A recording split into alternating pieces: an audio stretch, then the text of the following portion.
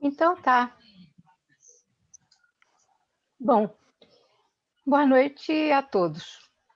Antes de apresentar a nossa querida colega Morgana Reis, eu gostaria de explicar qual a ideia da Casa de Cultura sobre o formato dessa atividade que chamamos de Conversando na Rede.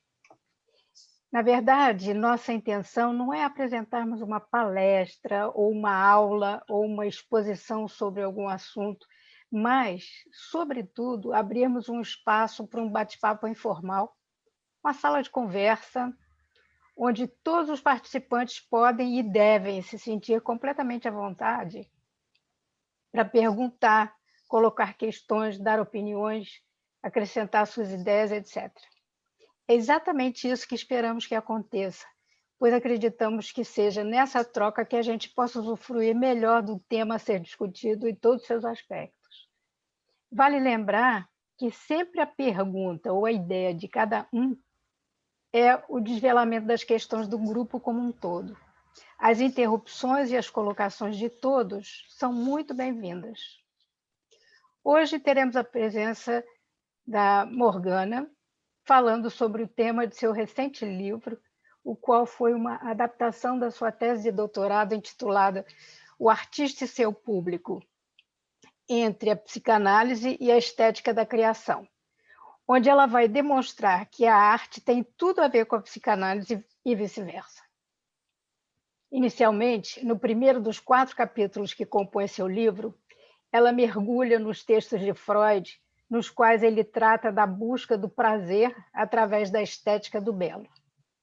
Já no segundo, Morgana nos lembra que a sublimação é um dos destinos da pulsão e que a arte possui os requisitos mais perfeitos para se apresentar como meta socialmente aceita e reconhecida para preencher essa função. O terceiro capítulo é onde a tensão aumenta, com a inclusão do estudo do trabalho O Estranho, Unheimlich, de 1919, em que o artista cria, ou melhor, deixa escorrer de dentro de si mesmo algo desconhecido e, ao mesmo tempo, familiar. E, finalmente, no último, ela aprofunda seu mergulho para atingir os aspectos regressivos do ato criador. Enfim, muita coisa para refletir. Morgana Reis é doutora em Teoria Psicanalítica pela Universidade Federal do Rio de Janeiro, mestre em Teoria da Literatura pela Universidade do Porto, fundadora da revista Subversa. Escreveu Noites Mal Dormidas, em 2012, Casa de Vidro, 2014 e Poemas Pesquisa, 2019. Morgana, com você. Obrigada, Vera, pela apresentação. Acho que eu tô com o microfone ligado, né? Tô. Obrigada, Vera, pela apresentação e pelo convite. Obrigada a todas e todos pela presença, né, por estarem aqui comigo hoje, rediscutindo esse tema. Para mim é sempre uma rediscussão, né, esse texto, que, como a Vera falou, foi minha tese de doutorado, que eu defendi em 2019, e que eu gostei dessa ideia que a Vera falou, de que o clima vai esquentando assim ao longo do livro, né? Terceiro capítulo, o clima esquenta. Achei muito interessante essa visão, porque realmente esse percurso, né, de esquentar o clima, a gente pode dizer assim, foi um pouco do que eu procurei. Foi o próprio caminho, na verdade, né? Uma pesquisa de doutorado é uma pesquisa longa, né? Dura 4 anos, a gente fica lá em torno dos conceitos, abandona uns pelo caminho, pega outros que não estavam previstos, enfim. Mas a minha questão central, assim, da pesquisa sempre foi muito em torno, né, dessa questão da sublimação, assim. Sempre tive uma inquietação em torno dessa teorização, assim, né? Ao mesmo tempo é um conceito que nos diz muita coisa, né, sobre o processo criativo, mas ao mesmo tempo às vezes fica difícil de saber como é que opera, né, essa sublimação, assim, como é que ela se dá, como é que e quando que a gente pode identificar, né, que há sublimação, se não há sublimação, só existe sublimação se a obra for reconhecida ou se for bonita, enfim, tem uma série de questões assim que sempre me causaram, inclusive um certo incômodo com esse conceito, mas eu vou explicar por quê. Mas só retomando a questão do esquentar o clima, né, o caminho da pesquisa tem essa intenção mesmo de ir descendo na sublimação, como se eu partisse, né, da teorização dela, do modo como é que o Freud lidou com essa questão, enfim, e eu fosse descendo alguns degraus abaixo, para entender o que estaria num nível mais fundo, assim, da sublimação, e que justamente daria notícias de uma experiência que eu chamo no livro de estética, né? Então aí justifica-se já um pouco do título que eu dei para o livro, embora não seja exatamente o mesmo título do texto acadêmico, enfim, mas no título eu já quis destacar justamente esses dois pontos que, para mim, procurei não abandonar, né, em momento nenhum da pesquisa. O primeiro é essa relação com o público, né, o artista e seu público, porque um dos pontos que eu insisto, assim, que me acompanha ao longo do caminho, é essa ideia de que a arte ela existe a partir do momento em que encontra um leitor, um espectador, um observador, né? Precisa de um outro para acontecer. Então essa ideia da arte muito sozinha, muito solipsista, né? Muito internalista, assim, sempre foi uma questão que me causou bastante curiosidade. E a outra questão do título do livro, entre a psicanálise e a estética da criação, também aí eu já procurei sublinhar uma questão que é bastante cara para mim ao longo do livro, que foi o percurso que eu procurei traçar, que vai, né? Eu proponho uma mudança de modelo na forma como a gente se aproxima dessa questão da criatividade, né? Na forma de entender a criatividade. Eu procuro fazer um deslocamento, né? Uma mudança do modelo da sublimação. O que seria, assim, a grosso modo, né? Eu vou entrar um pouco mais detalhadamente em cada questão depois, mas a grosso modo, assim, o que seria a questão central da sublimação? Seria a obra de arte surgindo, né, como uma espécie de satisfação substitutiva, né? Um desvio do sintoma, digamos assim, né? Bem grosso modo falando, assim. A obra de arte seria uma saída, né, para um sofrimento, ou enfim, uma irrepresentabilidade. E o deslocamento que eu tento fazer da mudança de modelo da sublimação para da estética seria esse de entender que na raiz da sublimação estaria presente, né, esse outro nível da experiência, que é o campo da inquietante estranheza, que é o campo dos processos de despersonalização, né, que é o campo dos processos do eu se ver um estrangeiro a si mesmo, né? Então tem uma mudança de paradigma, assim, né? Eu proponho pensar a questão da criatividade sobre esse outro modelo ou paradigma, enfim. Não é uma questão nova, né? Obviamente, não estou aqui inventando a roda nem nada, é apenas uma nuance, né? Que eu procurei dar ao longo do caminho, justamente em função desse incômodo que eu sempre encontrei conforme eu fui estudando mais a fundo a sublimação. E por que esse incômodo me acompanhou? Eu vou dividir aqui ele em três motivos principais, né? O primeiro deles seria em função desse tom de elevação transcendental, assim, né? Que a ideia de sublimação ela carrega com ela, como se como se como se a pulsão pudesse se esfumaçar, né, na sublimação, pudesse se dissolver, né? É um movimento para cima, geralmente, a sublimação, né? Pelo menos no sentido clássico da obra do Freud, que geralmente, né, por mais que, por exemplo, quando a gente vê algumas leituras de obras de arte pelo viés da psicanálise, né, via sublimação, geralmente, e isso era uma questão que me causava um desses incômodos, era que, por mais voltas que essa análise desse, né, acaba dando mais ou menos sempre na figura do artista como alguém que sofreria de uma forma mais elevada, digamos assim, né? Alguém que sofre de uma forma superior.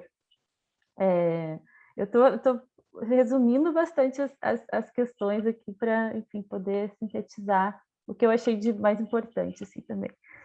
Né? Então, eu acho que as análises das obras de arte, que geralmente vão pela sublimação, acabam é meio inevitável não cair nesse lugar, assim, né, do artista como alguém que tem talento que tem um talento no sofrimento, né?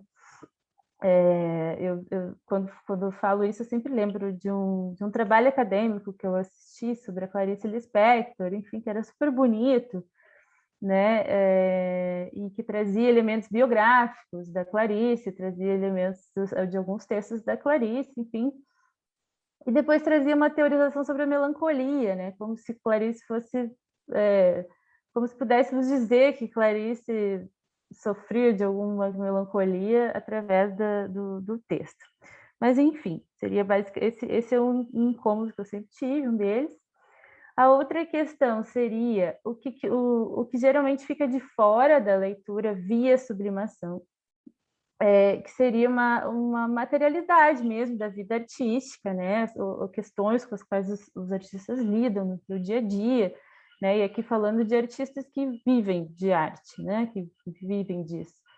Que seria essa dimensão mais social, até política da arte, né, que não costuma ser considerada, né, nessas leituras psicanalíticas via sublimação. Essa dimensão social, ela abrangeria pelo menos duas coisas, né? Uma delas é a relação com o público, ou seja, né, se a pessoa teve ou não condições de alcançar o público, né, e consequentemente a relação com a censura, né, que são questões muito importantes na vida de um artista, né, e que nem sempre são garantidas só pela sua intenção de criação, né? Tem outras condições que são necessárias para que uma experiência artística ela se realize, né? Ela está dentro da experiência artística, essa questão da recepção. E é uma questão que eu sempre considerei um pouco fora das leituras clássicas, assim, psicanalíticas dos artistas, né? Que geralmente tendem a incorrer, assim, por uma via que é conteudista, que é biografista, e que muitas vezes é patologizante, né? Que já partiria do princípio de que a obra de arte ela guarda um sentido oculto, né? Da biografia do artista, e que essa obra ela então exporia ali de uma maneira que ficasse então fácil analisá-lo como um caso clínico, né? Como se tomar o artista como um caso clínico, na verdade. Eu acho que é uma tendência que fica, às vezes, difícil de fugir dela quando nós levamos em consideração apenas o caminho da sublimação, tá? Então, dito isso, né, essa seria a minha questão principal nesse livro, né? Seria esmiuçar um pouco isso, né? Ver esse terreno estético que estaria na base da sublimação, a tentativa até de uma entrada da psicanálise, né, nas discussões artísticas de uma outra maneira, né? De uma outra maneira que destaque as questões das formas, as questões da recepção, as questões políticas, se for o caso, enfim. E também que é uma discussão que a mim me interessa justamente porque eu estava falando antes também sobre essas incertezas, assim, né, em relação da sublimação. Nada contra, assim, a sublimação, né? Não estou aqui tentando criticar o conceito em si, né? Mas um certo tipo de leitura mais totalizante a partir dela, né? E também acaba sendo uma convocação aqui para a gente pensar sobre o modo como ela aparece, né? O que é preciso para haver sublimação, quando é que a gente sabe que existe, enfim. Só tem sublimação quando tem uma produção de um objeto artístico, ou também a gente pode pensar que a clínica já seria também um espaço sublimatório, né? Em si, também é uma questão que, enfim, me levou a escrever o livro, né? Resumidamente. Então, o livro ele tem essa trajetória, que basicamente é fazer um elogio, né, à arte, assim, eu acho que é uma coisa que me acompanha também. E aí nós podemos pensar na clínica também, no elogio aos processos representacionais, figurativos, da análise, né? Que é algo que me acompanha também cada vez mais. E em segundo lugar, né, o livro tem esse trajeto que é de defender que a sublimação não seria, então, o personagem principal, né, da criatividade, e que a criatividade ela poderia vir de lugares que vão além da sublimação, né, que é um destino pulsional assim, elevado. Só que aí que está o problema, né, que me deu mais trabalho assim, ao longo do percurso, porque para pensar no que estaria além da sublimação, nós temos que lembrar, então, que estaria, pelo menos conceitualmente, aquém da sublimação, né? Aquilo que estaria antes de uma possibilidade de saída pela sublimação, ou de destino pulsional. Então, a partir daqui, eu vou apresentar um pouquinho Vou falar brevemente sobre cada um dos 4 capítulos, né? Vocês podem também me interrompendo, não sei se alguém gostaria de falar alguma coisa já, ou se, enfim, podem me interromper se quiserem. Então, eu vou falar um pouquinho do primeiro capítulo. O livro é dividido em 4 capítulos. Um primeiro capítulo, como a Vera falou, esse capítulo que é mais histórico, digamos assim, né? Como é de praxe também se fazer nas teses acadêmicas, né? De haver um primeiro capítulo inicial, de um apanhado da teorização freudiana a respeito do caminho da sublimação e da estética. Então, eu fui atrás, nesse primeiro capítulo, dos indícios freudianos sobre estética. E, bem, no Freud, assim, né, no conjunto da obra, não existe uma sistematização do conceito de estética, mas existem momentos em que o Freud ele se coloca como capturado pelas obras de arte, né, em que ele faz comentários sobre a dificuldade que a psicanálise teria, inclusive, de lidar com essas figuras, né? E ele afirma também que a arte ela ultrapassaria ele próprio, muitas vezes, né? Essas afirmações do Freud, elas são bem constantes, assim, no sentido de que ele se aproxima, do mesmo modo como ele se aproxima das obras, né? No sentido de pensar sobre a própria teorização dele a partir dali, ele também tem momentos de hesitação em relação a isso, em que ele para e afirma coisas como, bem, mas talvez a psicanálise não consiga realmente saber tudo sobre isso, bem, mas talvez isso esteja além desse conceito aqui que eu estou utilizando, né?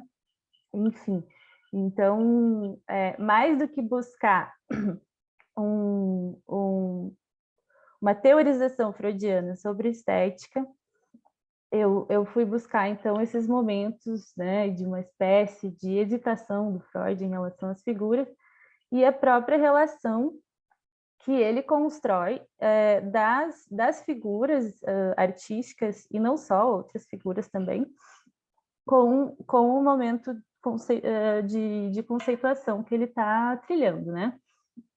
Por exemplo, tem a gradiva, né, e a teorização dos sonhos, tem o Leonardo da Vinci e a relação entre lembrança infantil e criatividade, tem Moisés e a questão do inquietante, enfim, tem também outras imagens clássicas, né, na obra, como a famosa cena do carretel, né, que ele vai usar além do princípio do prazer, os contos fantásticos que ele utiliza também, e todas essas figuras, elas estão situadas em um momento, né, da teorização dele, e o que eu procuro defender aqui, junto, obviamente, com outros autores, né, foi algo que saiu só da minha cabeça, embora uma boa parte tenha saído, o que eu procuro defender aqui é que essas figuras, elas não serviram meramente de influência para o Freud construir, aplicar ou provar as questões que ele estava trabalhando. O que eu tento defender é que essas figuras, elas serviram de motor de teorização, né? E o motor estaria na própria hesitação do Freud entre essa postura de racionalizar e de sentir, e de, enfim, se afetar, né, nos momentos em que ele evidencia a afetação dele em relação a essas figuras, né? Todas essas imagens, elas seriam então carregadas de uma certa ambiguidade, né? Porque para o Freud, porque ele se aproximaria delas com essa dupla intenção, né? Então esse a minha tentativa de defesa no primeiro capítulo foi mais ou menos nesse sentido, né? De dar uma certa ênfase para a questão da estética, e nesses momentos em que o Freud se via um pouco hesitante se a psicanálise ia poder chegar lá ou não, né?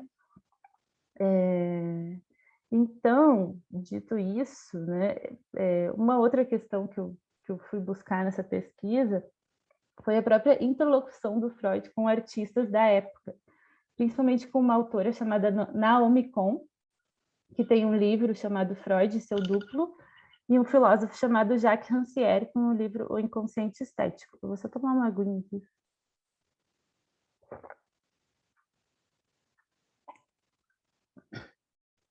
Esse livro, Inconsciente Estético, inclusive, foi uma indicação da Sofia lá atrás, que me ajudou muito com essa referência. Né? Então, essa defesa, né, que eu procurei fazer no primeiro capítulo, foi argumentada, né, com a ajuda desses dois autores, principalmente, e outros, né?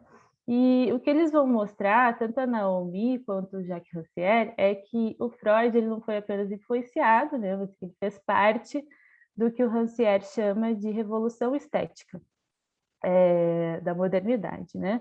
O que seria essa revolução estética? Ela seria aquela da ruptura entre a obra de arte e a revelação, a ideia, né, de uma revelação de um sentido oculto previamente, como se a obra revelasse uma verdade. O que essa revolução estética de que o Rancière fala é uma ruptura entre essas duas entidades, né, obra de arte e revelação da verdade, em que os sentidos passam a ser mais plurais, né, podem ser até contraditórios, não são lineares.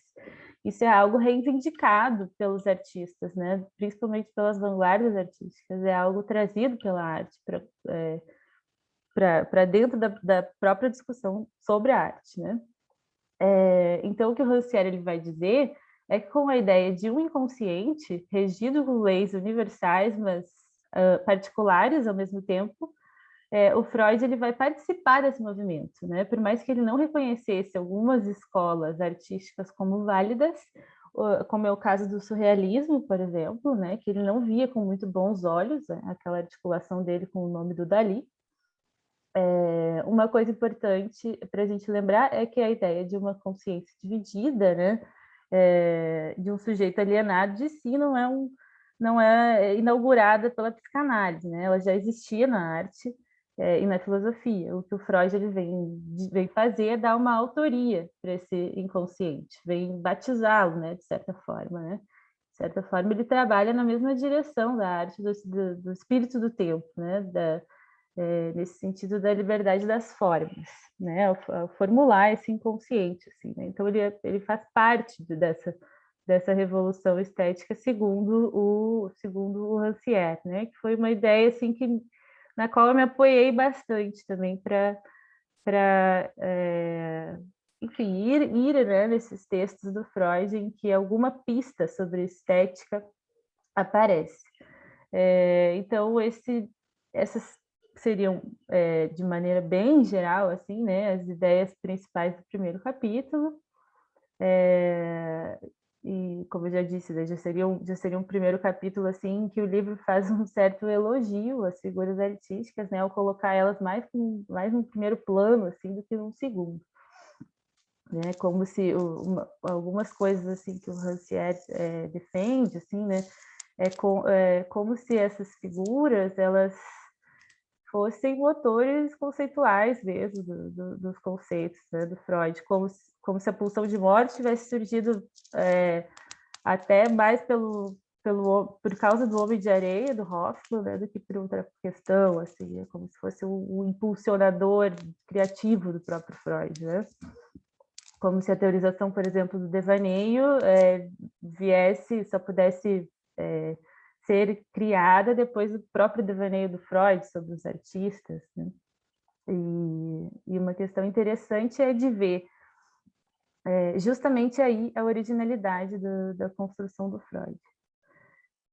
Então, essas seriam as ideias básicas, assim, né, do primeiro capítulo, e aí o segundo, né, eu já entro mais detalhadamente, né, na questão da sublimação, principalmente porque ela toca, às vezes, no conceito de estética, né? Vou tentar explicar aqui como, tentar transmitir. Bem, em primeiro lugar, eu acho que vale a pena a gente dar uma retomada no que seria a sublimação, né? Que seria esse destino pulsional, agenciado pelo ego, né? Tá bem caracterizado no texto de 1915, a pulsão e seus destinos, pelo Freud. Então, a sublimação seria um dos destinos pulsionais, que favorece os processos de simbolização, né? Um recurso, em princípio, de uma capacidade representacional alta, facilitado pela análise, né? Em função da elaboração do vivido e da tomada de consciência. Seria um processo, basicamente, de dar forma a alguma coisa que já está ali, né? Latente, embora nem sempre seja muito fácil entender como é, então, que isso acontece, né? Que pulsão é essa que se deserotiza, né? E se direciona a novos objetivos. Na teorização da sublimação, existem dois paradoxos que geralmente são comentados, né? Quando se estuda, né, um pouco mais fundo, assim, o conceito, que são destacados da obra do Freud e que me serviram para sublinhar justamente, no fim das contas, essa questão da alteridade, que é minha linha meu caminho de pesquisa, né? Essa questão da alteridade no centro da sublimação, ou na base dela. Esses dois paradoxos, eles seriam, o primeiro, a questão da deserotização da pulsão, e o segundo seria a participação do narcisismo, né, no processo sublimatório. Esses dois pontos, assim, são realmente pontos que fazem alguns autores dizerem que o conceito é impreciso, né? Ele sofre modificações importantes ao longo da teorização, ele não é linear, enfim, ele no início da teorização, uma sublimação 1 e uma sublimação 2, se a gente puder dizer assim, eles são bem diferentes, inclusive, são quase opostos, né? Então vamos lá, a deserotização da pulsão, né? Que é algo que aparece relacionado à sublimação até 1914, com a entrada do narcisismo. O que seria essa deserotização, então? Seria isso de o produto sublimado ser algo elevado socialmente, deserotizado, ou seja, civilizado, né? O objeto sublimado ele é necessariamente inscrito, né, no registro da civilização. Tem um psicanalista chamado Michel de Muzan, que também me ajudou muito no caminho da pesquisa, que ele vai dizer que essa primeira cara da sublimação, essa primeira fama, né, que ela tem, assim, é justamente o que faz da sublimação um concerto idílico, né, um pouco inocente, digamos assim, um pouco, não sei qual seria a melhor palavra, mas idílico, eu acho que seria bom. O Laplanche, ele também acompanha essa discussão sobre a deserotização da pulsão, e ele reavalia todo esse trajeto da sublimação do Freud, e ele propõe que não existe isso, né, de pulsão deserotizada, né? Para o Laplanche não haveria uma pulsão que não é sexual, que não é erótica, né? O que existe são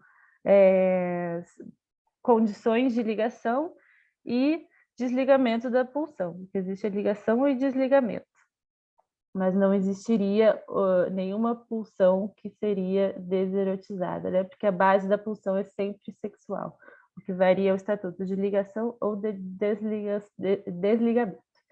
O que o Laplanche vai dizer também é que existe, isso é uma questão bem interessante, que existe uma sublimação originária. O Laplanche vai defender que a sublimação ela ocorre desde o início, né? Que seria a própria ideia da fundação da pulsão a partir do encontro com o outro, a partir do encontro com a alteridade, né? O que o Laplanche vai defender é que a constituição psíquica ela já se dá mediante sucessivas sublimações desse encontro, né? Desse encontro e, enfim, tem uma série de outras questões que acho que não vale a pena esmiuçar muito do Laplanche agora no momento, né? Mas na proposta dele, toda a produção sublimada seria portadora então dessa marca original, desse encontro com o outro que seria primordial, né? Que ele chama de primordial.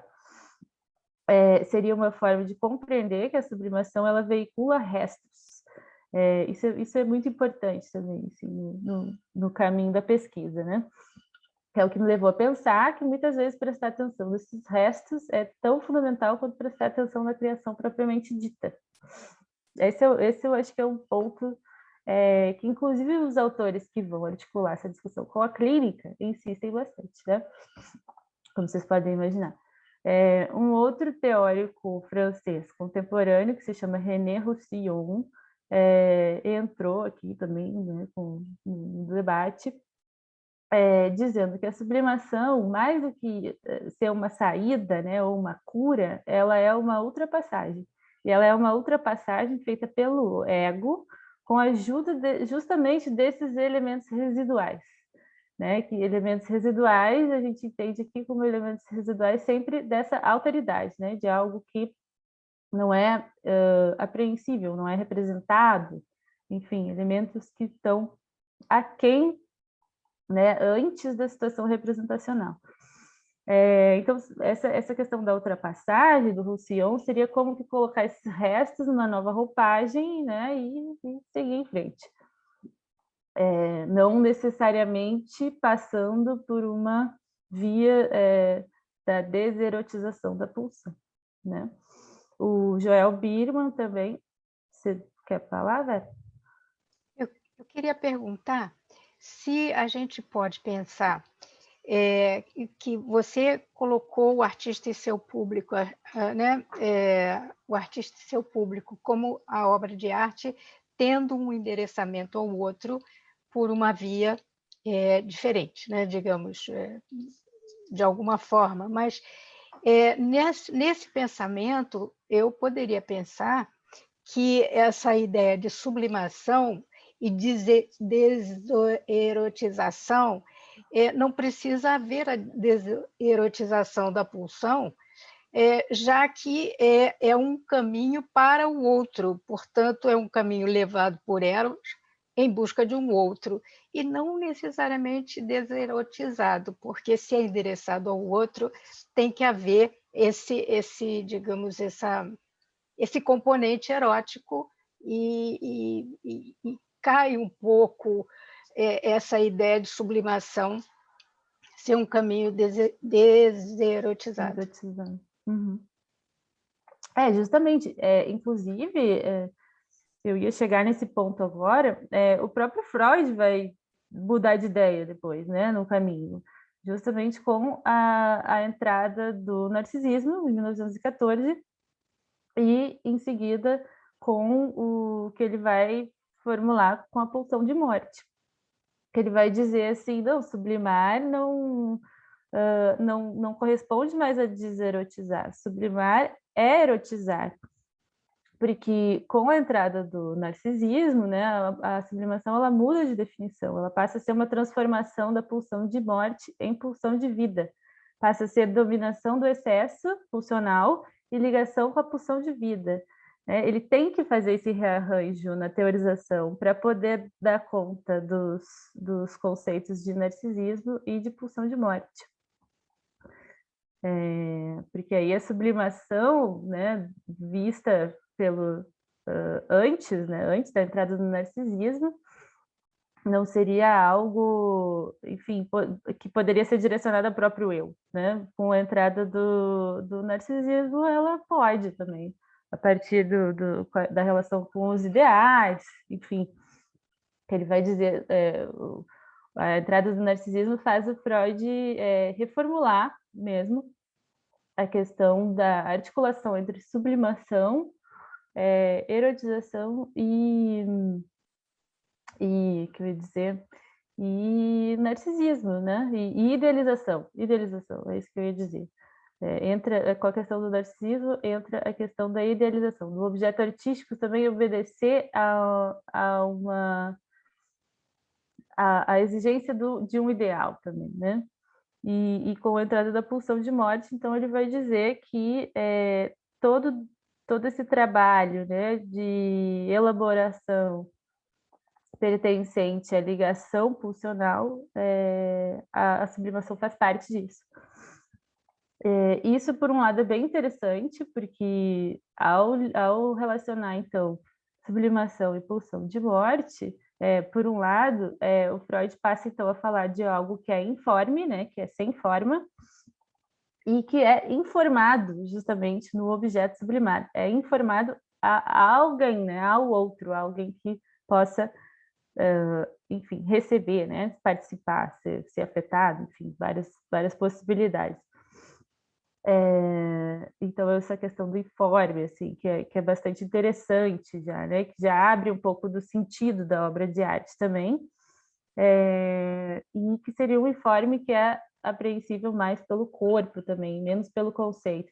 Entra aí também a questão do corpo, né? Da possibilidade de pensar na obra de arte como algo que age diretamente no corpo, né? Sem ter que necessariamente passar por uma capacidade ou não representativa, né? Por uma capacidade de sublimar, né? Que geralmente é uma coisa que é difícil a gente dizer, né? Que onde é que está a capacidade de sublimar de uma pessoa, enfim. Então, esse ponto, né? Ele desassocia a criatividade da beleza, necessariamente, né? Nos faz pensar sobre produtos culturais que nós admitimos como válidos, outros que nós não admitimos como válidos, né? Nos faz pensar mais criticamente, na verdade, sobre os produtos que a gente vê, inclusive na clínica, né? Inclusive, a gente vê na vida e vê na clínica. Nos faz pensar um pouco, de uma forma um pouco mais crítica, né? Será que se é estranho, se causa uma inquietação, não é sublimação, né? Se é feio, não é sublimação também? É uma questão que, enfim, eu me questiono todos os dias, eu acho, né, na clínica. Enfim, então seria mais ou menos isso. Acho que é melhor eu andar para frente, né, porque senão a gente não vai ter muito tempo de conversar. Mas o ponto que eu queria trazer da sublimação seria justamente esse, assim, né, da pista que o Freud dá em relação a essa mudança de definição da sublimação com a entrada da pulsão de morte, né? O Roussel também vai dizer, né, essa ideia de que a sublimação ela leva junto com ela restos de elementos residuais, né, restos de um outro, e que são impressos na obra de arte diretamente, né, que isso é possível, principalmente nos produtos contemporâneos, artísticos, enfim. E aí, esse campo, né, necessariamente, ele abre para a gente pensar sobre a questão da inquietante estranheza, né? Esse grau abaixo, né? Um degrau abaixo assim, da sublimação, né? da representação, que são mecanismos que eles são manifestos por outras reações, que não são apenas a contemplação e a apreciação. Esses elementos eles são o choque, a repetição, a angústia, o vazio, o medo, enfim, estados que indicam a existência de algo que define essa questão da inquietante estranheza, que é o estado de suspensão do eu, tá? Que é um pouco mais complexo, mas que eu vou fazer o que eu puder para tentar transmitir aqui, o ponto principal. Então, retomando a questão da inquietante estranheza, né? Quando que isso foi formulado? Foi formulado justamente poucos meses antes do Freud publicar o texto A Lei do Princípio do Prazer, em 1920, que também acaba sendo uma via para se pensar a arte, né? Uma via para se pensar a arte mais pela forma do que pelo conteúdo. E aí, como eu estava nessa toada, né, de buscar indícios de inquietante estranheza no Freud, né, uma coisa meio investigativa, assim, eu articulei aqui, nessa parte do texto, o trabalho do Freud sobre o Moisés de Michelangelo, de 1914 também, que é uma análise que marca, segundo vários autores, uma espécie de segundo Freud em relação à arte, né, como se a partir dali ele tivesse mudado um pouco de postura estética. Em primeiro lugar, porque ele admite uma pluralidade de sentidos, de leituras para a escultura. Ele faz uma relação de vários outros autores que interpretaram a obra de várias maneiras, né? E depois, porque ele fica mais focado no gesto do Moisés do que no significado que a obra possa ter oculta, e isso que é uma obra cheia de possíveis significações, né? O Moisés.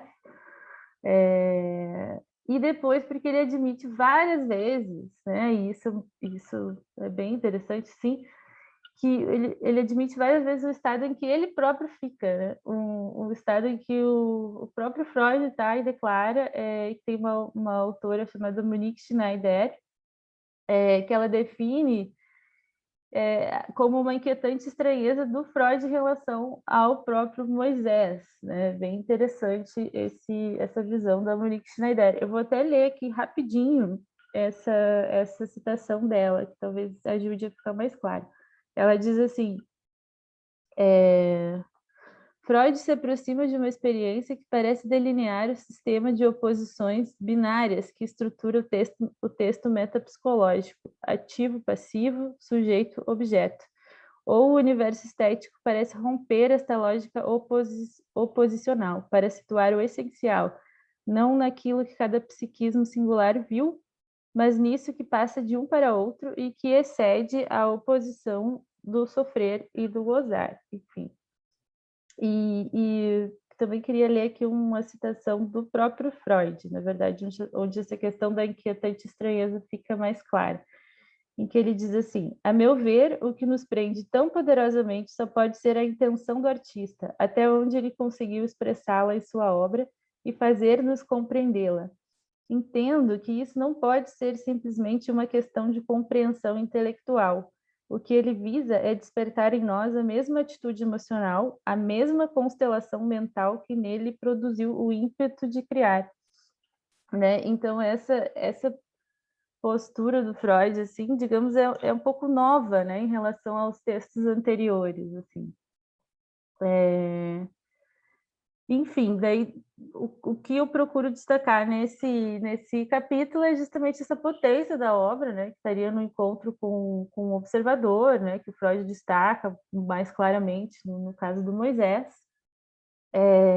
e que vai dar base para ele contextualizar, para ele teorizar sobre o estranho, em que ele vai dizer que o estranho ele pressupõe, assim, digamos, uma presença, né, de algo da ordem do mortífero, porque é mortífero por ser ameaçador ao ego, né? Que, enfim, já se encontra num estado de suspensão, né? Mas que pode ser ocupado por essas intenções de caráter estético, que vão dar forma, né, a ele, né? Então, acho que seria basicamente isso, assim, desse capítulo. Eu tenho aqui umas anotações que eu estou vendo se tem mais alguma coisa importante de passar antes de seguir em frente. É isso, assim, da inquietante estranheza pressupor um terreno de acontecimentos psíquicos, né, referentes à suspensão do eu.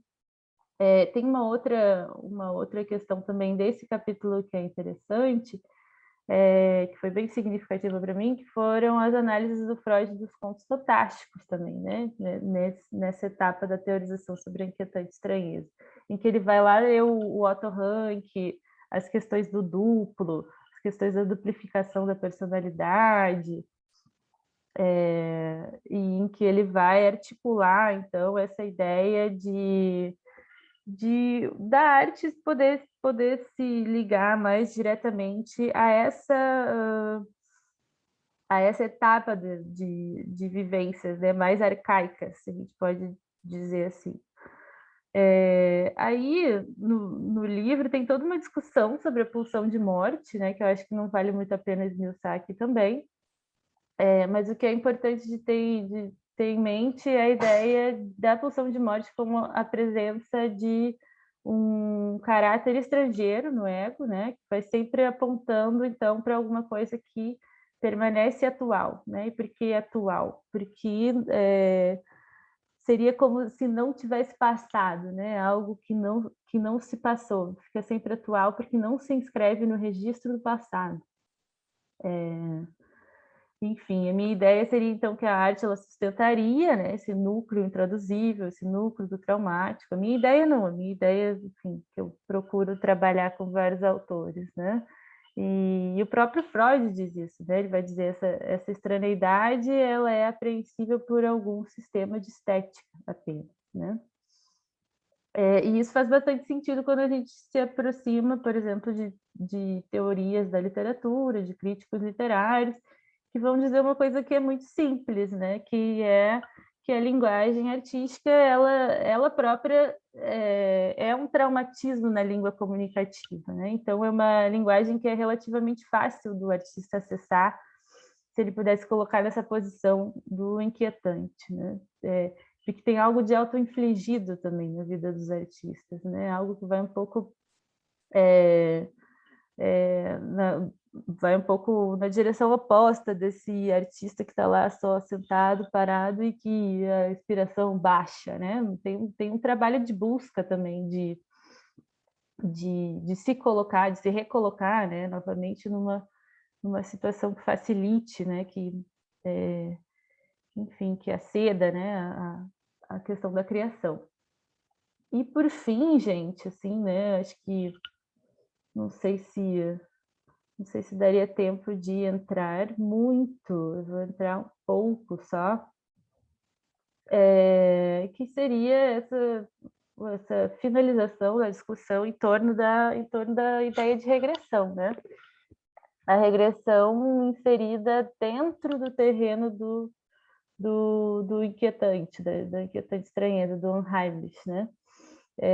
Utiliza nesse último capítulo 3 noções curiosas. Uma é de inspiração do Laplanche, o Laplanche teoriza sobre a inspiração, e ele vai dizer o seguinte, que a inspiração ela seria uma reabertura de um estado de passividade, mais ou menos auto-infligido, a alteridade interna, né, aquilo que que é um espaço do não eu, no ego. E aqui sim nós já estaríamos mais próximos então de um modelo da criatividade mais baseado nessa despersonalização, né, em que o eu realmente é um outro. Como se para o Laplanche esse momento ele seria um momento pré-pulsional, né, como se fosse um estado meio parecido com o que o Bion fala de reverie, né, totalmente endereçado, né, e que muitas vezes a gente experimenta, eu acho, na clínica, né? Eu tenho um pouco essa mania de associar psicanalista e artista, se não reparem. Mas que seria esse estado, né, de suspensão de si, de abertura a uma marca que é do outro, a uma marca que vem muitas vezes com elementos residuais, que vem com restos, que vem com questões ligadas ao irrepresentável e que são questões que, no fim das contas, a gente mais sente, né, como estranheza e trabalha com isso de uma maneira mais estética do que interpretativa ou racionalista, né, muitas vezes, enfim.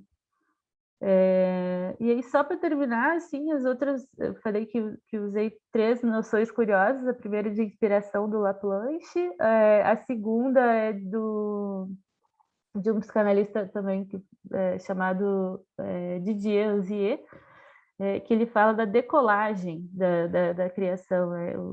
O Ozier é interessante porque ele estabelece fases do processo criativo, e uma dessas fases seria a decolagem, que é uma noção bem interessante, até pela tradução, que em português significaria ou decolagem ou descolagem, né, se fosse do português europeu. E no inglês ela poderia ser traduzida para partida ou início, né, que é um termo que ele indicaria um movimento regrediente, né, regressivo, das representações às marcas perceptivas iniciais, aquelas que o Freud falou na Carta 52, famosa Carta 52, desse movimento regrediente que vai das representações à percepção, né? Um movimento regrediente, no entanto, com capacidade de descolar dessa marca inicial, criando uma nova, né? Esse é basicamente a ideia de decolagem do Anzier, que é uma noção bem interessante assim, para se trabalhar com arte, né? E por último seria uma noção do psicanalista Michel de Muzan também, que fala do saisissement, que é um termo que eu até preferi deixar em francês no livro, mas ele já foi traduzido para o português como arrebatamento. Em francês, essa palavra saisissement seria o substitutivo para um verbo saisir, que indicaria, então, um instante de ser capturado por alguma coisa, de ser tomado por alguma coisa, que não se sabe direito o que é, mas ser tomado já num sentido criativo, com intenção de dar autoria, né, aquela forma, assim. Então o que o Muzan teoriza, né, fala sobre esse instante do saisissement, ele associa, inclusive, a um rearranjo das representações, né, de criação do novo, de abertura de espaço, mas que não se dá sem angústia, não desvia, né, de nada, não tem potencial de desvio, mas tem potencial de regressão mesmo, né, um regresso para poder criar, né, não tem fuga, tem encontro, né? Seria mais nesse sentido, assim. Enfim, ele fala também sobre a presença desse instante do arrebatamento nas sessões de análise, né? Ele associa o saisissement como algo da arte e da análise, que seriam instantes, né? Seriam momentos que não seriam suportáveis de serem mantidos por muito tempo, mas que seriam instantes em que o espaço das fronteiras parece se borrar, né? Um instante em que a linha entre o eu e o outro parece ficar turva momentaneamente, né? E ele fala do potencial produtivo desses instantes, né? Que acho que é algo também bem propício, assim, a discussão que eu procurei trazer mais à tona, assim, né? Quando o assunto é ligar a arte e psicanálise, assim, né? Da gente entender que a arte ela pode estar, às vezes, onde a gente menos espera. Acho que seria isso, assim, né? E aí vou deixar as outras pessoas falarem também. Falei demais. Eu não sei se tem alguém que queira falar, mas eu tenho um monte de coisa para falar. Pois Porque você aqui no livro, você abriu um monte de associações e, por exemplo, a parte da percepção com o território corporal, como o Freud fala das representações, né, que tenho até você escreveu que inscrito nos índices de que são uma espécie de guia para a atividade representacional. É em torno dos índices que as narrativas sobre o eu vão se reconstruindo e tomando forma de maneira que os índices de percepção e os registros de memórias não são distintos, mas complementares do mesmo processo. Ou seja, a atividade representacional se inscreve no corpo e essa percepção tem uma influência bastante é, bastante intensa na produção artística, que talvez seja algum excesso que a gente tem como no percepto que a gente não conseguiu ter uma representação daquilo, ou seja, um excesso que pode vir a ter um caminho de ser colocado pela arte do lado de fora, digamos assim, ser representado por uma forma artística. Ao mesmo tempo, também gostaria de saber como é que você define o que é arte. Quem é que diz o que uma coisa deve ficar num museu ou não? Como é que a gente pode saber o belo, que é intangível? O belo para você pode ser alguma coisa, para mim pode ser o oposto. Para você pode dar prazer, para mim pode dar angústia. Como é que a gente fica nesse campo, né? Quem é que diz o que é uma obra de arte e o que não é? Então, eu tenho muitas perguntas. Alguém quer falar antes? Responder? Eu fico pensando, né, que tem coisas que ficam, músicas que ficam, quadros que ficam por anos, né, por séculos.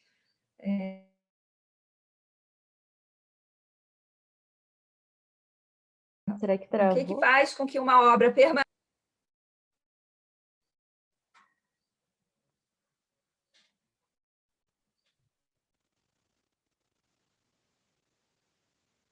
Deu para ouvir? Não, estava congelado. Deu para ouvir o que faz com que uma obra permaneça, provavelmente. O que faz com que uma obra fique, né, permaneça e tantas outras sumam, né? Uhum. Sim. São várias perguntas, né? Toda manifestação artística contém em si um potencial sublimatório? Pois é. Também não sei dizer, não tenho essa resposta, mas o que eu tenho é essa esse caminho, né, de pesquisa, assim, que me ajuda mais a abrir as perguntas do que a fechar, na verdade. Que eu acho que é isso, acho que em relação à arte as perguntas têm que estar sempre abertas, né? Essa pergunta da Vera, na verdade, várias perguntas em uma só, eu acho que tem muitas coisas que estão em jogo na ida ou não de uma obra para um museu, né? Não necessariamente ligadas à arte, mas à política também, né? A uma partilha, né, dos objetos culturais, assim. Tem um livro do Rancière chamado A Partilha do Sensível. Então, tem uma série de um jogo de forças que vão estabelecer o que é aceito ou não socialmente, né? Mas isso não responde o que é arte, né? Se está no museu, se está numa exposição na rua, se está dentro da casa de alguém, se está, como a Ana Beatriz falou, na memória, assim, numa memória atemporal, né? Que está meio que fora do tempo, assim, eu acho que enfim, eu acho que o que faz realmente assim uma obra de arte ser considerada e ser arte é a experiência mesmo, a experiência do encontro com ela, eu acho isso. Não sei o que vocês acham. Eu falei sobre o negócio do museu porque me aconteceu uma coisa, eu tenho até vergonha de contar, mas a gente tem, em petit comité, eu estava num museu de arte moderna, né, com instalações, etc., contemporânea, e aí a gente via coisas inusitadas, né? Que era uma montanha de cacos de vidro, não sei o quê, e aí outra coisa pendurada que você olha e você não sabe se você acha aquilo incrível ou não acha nada, ou sei lá. E aí, de repente, tinham coisas espalhadas e, de repente, tinha assim um montinho de lixo com uma vassoura. E eu fiquei na dúvida se aquilo era uma instalação ou se eu tinha esquecido, o camarada da limpeza tinha esquecido ali. E aí eu fiquei assim, caramba, eu não sei mais o que é arte, o que está nesse lugar e quem é que botou, e eu me senti uma débil mental, né? Porque fiquei pasma com aquilo que me deixou numa dúvida que eu não deveria ter dentro da lógica, né, de uma concepção artística. Por isso que eu fico me perguntando quem decide que aquilo deve ser exposto ou quem é que, né, assina embaixo. Isso vale ir ao museu como uma representação artística ou isso não passa no teste? Eu não sei. Algumas coisas, para mim, não passariam no teste. Mas eu vejo outras, é uma coisa fantástica. Então,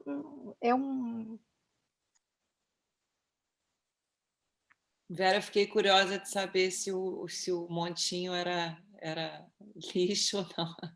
Eu também nunca soube. Não ia perguntar para não passar recibo de ignorante. Era instalação.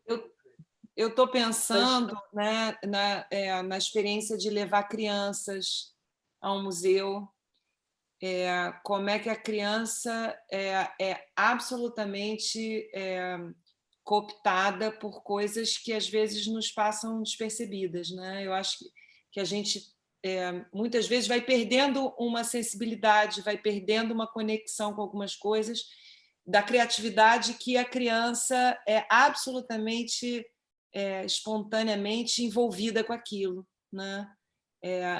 Minhas filhas lembram de momentos e de obras de arte que eu me surpreendo, né? Recentemente eu vivi isso aqui. Minha filha hoje com 16 anos numa sessão com a coisa de orientação vocacional, ela lembrava de um quadro que ela viu quando ela devia ter 7, 8 anos de idade. E ela descreveu o quadro e descreveu os sentimentos que brotaram nela. Então, eu acho que a gente vai perdendo um pouco dessa sensibilidade, né? Quando isso não é cultivado.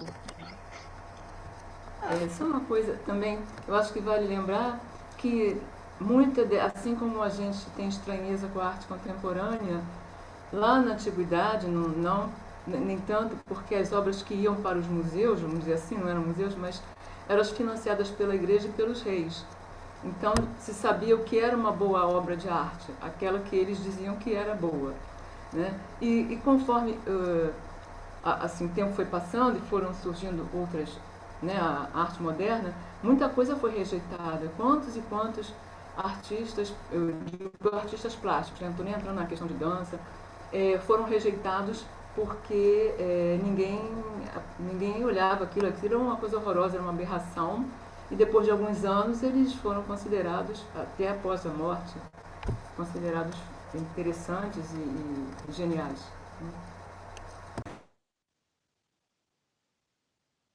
É bem importante isso, achei, que a Maria Alva lembrou, né? Inclusive o próprio Freud, né? Como eu vi em alguns trabalhos assim, disso de ele mesmo não ter reconhecido, né, algumas coisas que estavam para além do gosto dele, né, da capacidade dele de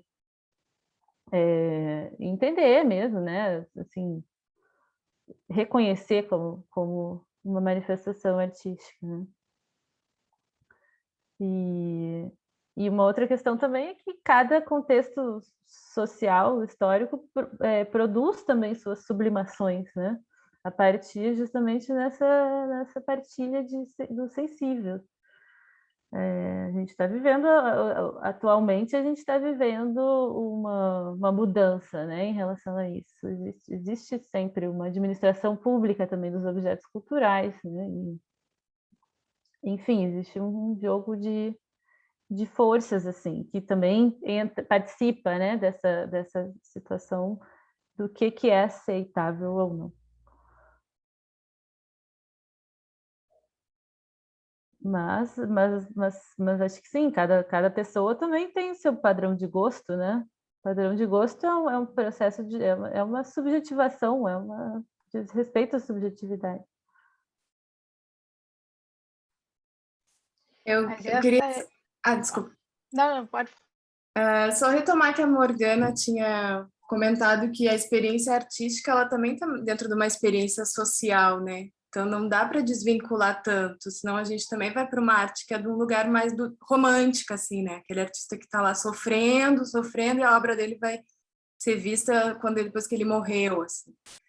Então acho que isso é importante. E esse mercado da arte, de fato, ele vai moldar quem está agora na moda, quem não está, quem vai ser visto daqui a algum tempo, quem vai ser recuperado, mas também tem um lugar dos artistas e da sociedade de poder recriar e criar essa memória, né? De não deixar só para as grandes instituições ou para o Estado, não sei. Existe, de repente, uma mobilização social que está acontecendo diariamente, envolvendo os artistas do país ou do que a gente gosta e tal, como trazer isso à tona também, de não deixar que, né? Claro que a gente não consegue ganhar a batalha, né? As instituições são muito grandes. O que está no museu, bom, é o curador, são as empresas. Hoje em dia né, a arte também é capitalizada, né? Então tudo isso faz parte da nossa experiência, assim. E achei interessante que a Isabel comentou dessa questão do corpo, então, né? Quando a gente de repente olha uma obra de arte que está ali, bom, está ali sendo exposta ou está sendo vista no teatro, na dança, enfim, e a gente não consegue deixar ela passar por outra sensibilidade, né? Outros espaços que não só o mental ou não só dessa representação que a gente já tem quando a gente vê algo. Isso é bonito, não é? Eu gosto, não gosto, não? Parece que quando a gente sai disso, de repente a gente, de fato, entra numa outra experiência. E eu acho que os artistas também, quando eles criam, eles também se deixam levar por outras experiências que saem dessa representação mental tão dada, assim, né? Tenho que fazer, tenho que não sei o quê, tenho que ganhar o dinheiro, enfim, tem que fazer a obra X, Y, Z. Quando se mergulha num outro espaço, achei interessante que o Freud, né, no momento que ele também se encontrou com, né, em determinado momento com algumas figuras, ele trouxe a experiência do corpo ali, porque de repente teve essa alteridade nesse encontro. Então, algo pode ter transformado na ideia, no pensamento dele, né? Que eu acho que faz parte dessa experiência. Acho que vem por aí. Eu também a questão daquele que é o receptor da obra de arte, precisa de uma comunicação, mas eu acho que a Morgana, no livro dela, ela deu mais ênfase à criação, à produção artística. Como é que se dá isso?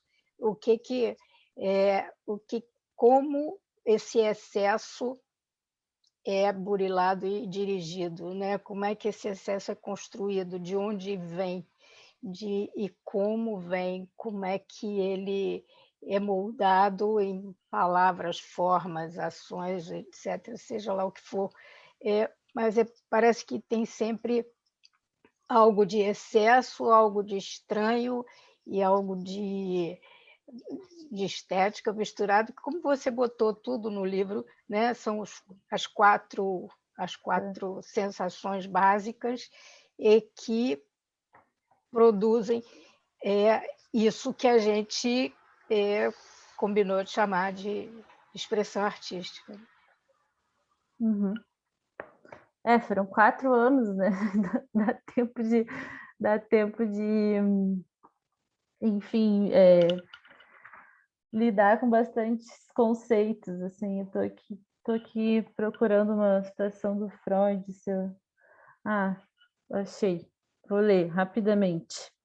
É do texto sobre o Moisés, de 1914, em que ele está falando aqui sobre a importância do efeito estético, né? Que ele diz assim: isso já me levou, em oportunidades adequadas, a me demorar longamente diante delas, das obras, e a querer compreender tal efeito à minha maneira, ou seja, explicar a mim mesmo por quais meios surtem efeito.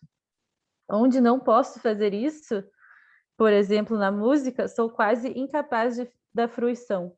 Uma constituição racionalista, ou talvez analítica, teima em resistir a que eu venha me comover sem que possa saber por que me comovo. Que eu acho que é um pouco dessa questão, assim, de realmente eu dei bastante ênfase à questão do processo criativo, mas talvez não tenha dado também muito tempo, assim, talvez não tenha conseguido transmitir todos os elementos, foram muitas coisas, mas essa parte final do livro também procura dizer que esse endereçamento ele é feito desde do início do processo criativo, né? No sentido de que todo artista ele escreve para ser lido, né? Toca para ser ouvido, então já tem um direcionamento, já existe uma alteridade no próprio início, né, do processo, assim, de maneira que é realmente difícil também diferenciar onde é que termina a criação e começa a recepção, né, da obra. Enfim, é um limite que eu acho que é impossível, assim, né, de dizer onde é que está. Morgana, mas me fez lembrar um pouco algo que eu falo bastante sobre o Freud. O Freud, por exemplo, não tinha, né, muito ouvido para a música. Talvez até porque, né, ele sempre queria estudar e a irmã ficava tocando piano na sala, atrapalhando ele, né, digamos assim. Mas, independente disso, tem algumas características no Freud que eu acho tão pouco compreensivas. Ele nunca citou Chaplin. Ele foi contemporâneo de Chaplin, já com certa idade. Nunca citou o cinema.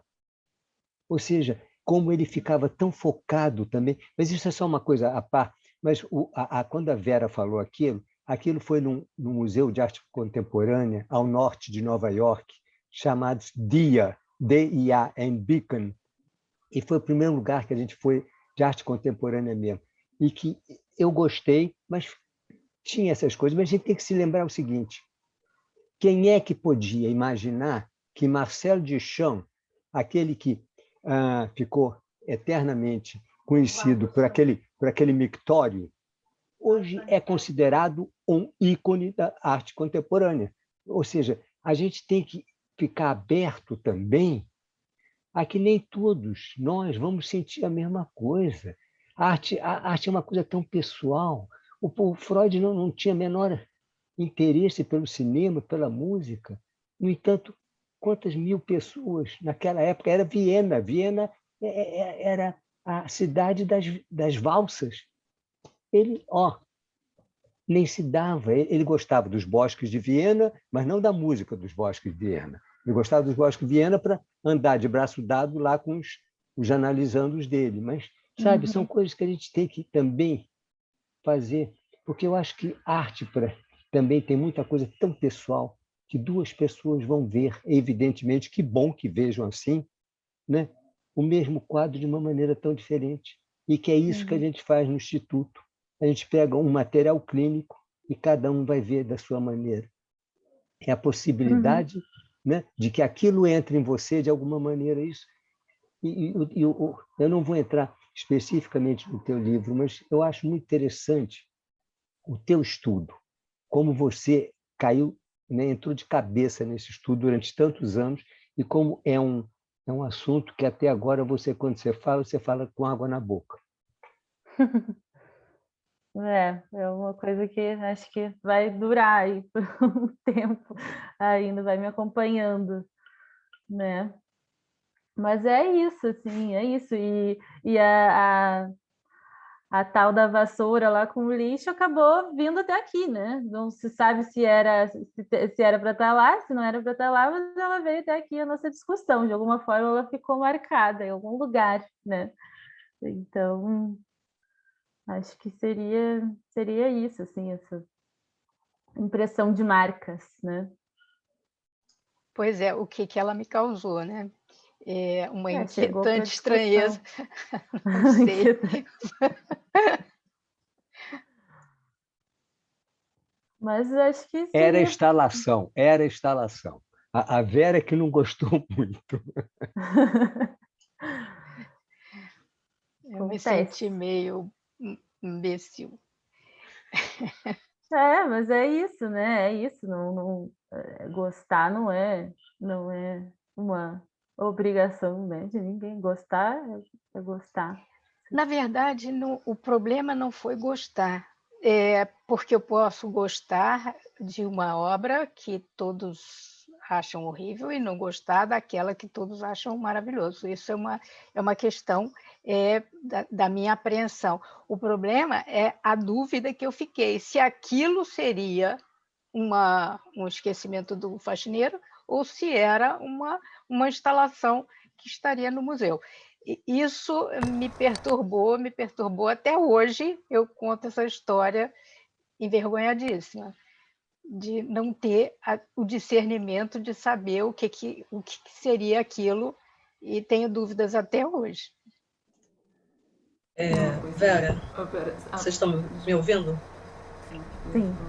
Por um lado, como você ficou na dúvida, por um lado parece que você suspendeu o valor do que você abriu. Eu acho que por um lado foi muito interessante isso. Eu pensei também que talvez houvesse uma intenção do autor da obra, né, de que isso acontecesse. As pessoas vão chegar ali e de repente alguém pega a vassoura e varre. Eu fiquei imaginando isso.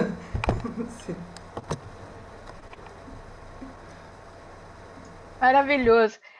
Alguém mais obsessivo varria a obra e acabava rapidinho. Observador participativo. Interativo.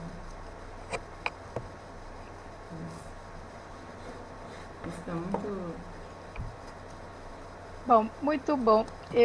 Não sei se vocês querem interagir mais. Nós já estamos na hora. Se vocês tiverem alguma questão, alguma pergunta, alguma colocação, por favor. Senão a gente vai encerrar. Alguém quer falar alguma coisa? Morgana, querida, seu livro é lindo, maravilhoso. Não é fácil. É um livro realmente que você dá um banho de cultura aqui, mas é instigante e vale a pena ser lido e ser consultado, sobretudo. E eu te agradeço a tua participação e depois a gente tem que conversar algumas outras coisas que eu queria falar com você. Tá bom? Tá bem, muito obrigada. Você ia falar ainda? Desculpa, interrompi, Vera. Então, parabéns. Obrigada a todas e todos, muito obrigada pela conversa, né? Por estarem aqui, adorei também, foi ótimo. Sempre bom também rever. E aproveita Tiradentes. Vou aproveitar, agora eu vou sair para dar uma voltinha. Obrigada, muito obrigada, a você, gente. Morgana. Obrigada, Morgana. Parabéns. Obrigada. Muito lindo. Um beijão. Boa noite a todos. Tchau, tchau. Beijo.